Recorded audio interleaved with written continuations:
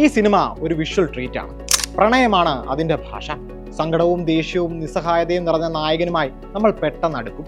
ഈ പറഞ്ഞതൊക്കെ ശരിയാണ്, തെറ്റുമാണ്. ഈ സിനിമയിലെ വിഷ്വലുകൾ നമുക്ക് പരിചിതമല്ല, അതുപോലെ തന്നെ ഇതിലെ പ്രണയവും നായകനും.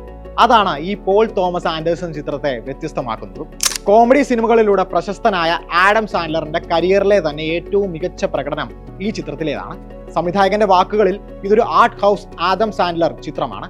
ബാരി ഈഗൻ എന്നാണ് സാൻഡലറുടെ കഥാപാത്രത്തിന്റെ പേര്. 7 സഹോദരിമാരുടെ തണലിലും നിയന്ത്രണത്തിലും വളർന്ന സാമൂഹികമായി ഒഴിഞ്ഞുമാറി ജീവിക്കുന്ന ഒരു പഞ്ചപാപം.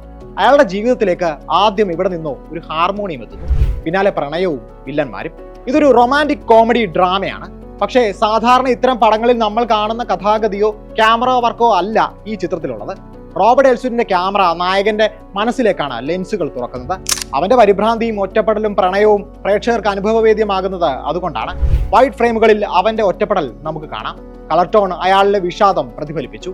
ഇടയ്ക്കിടെ വരുന്ന ലെൻസ് ഫ്ലെയറുകൾ ബാരിയുടെ ചിന്തകളിലെ അവ്യക്തതയും അവൻ അനുഭവിക്കുന്ന മാനസിക സമ്മർദ്ദത്തെയും കാണിച്ചു. ഇത് ബാരിക്കൊപ്പമുള്ള യാത്രയാണ്. ബാരി ഈഗൻ എന്ന തകർന്ന മനുഷ്യനെ പഞ്ച് ഡ്രങ്ക് ലവ് എന്ന പോൾ തോമസ് ആൻഡേഴ്സൺ ചിത്രത്തിൽ റിപ്പയർ ചെയ്യുകയാണ്. പ്രണയം കൊണ്ട് പ്രണയത്തിലാകുന്ന ഈഗൻ ശക്തനാകുന്നു. പിന്നെ അയാൾ ചീര കഴിച്ച പൊപ്പോയാണ്. അതുതന്നെയായിരുന്നു സംവിധായകന്റെ ഇൻസ്പിറേഷനും.